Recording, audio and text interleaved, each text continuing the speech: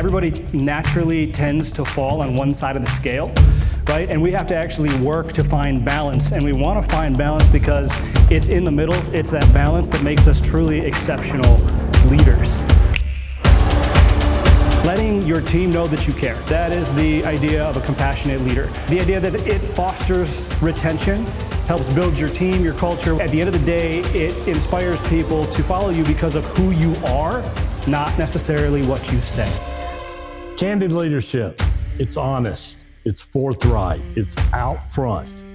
It's firm but fair, and you have to balance it.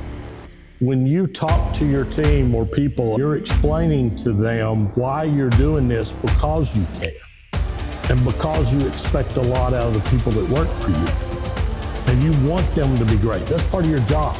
Each style needs the other one. That's the point. We have to practice both. We've got to lie in the middle in order to be truly exceptional leaders. Caring is what makes it all work. Caring is imperative. If you don't care about your team, you should probably do something else. Overall, the mission is to succeed.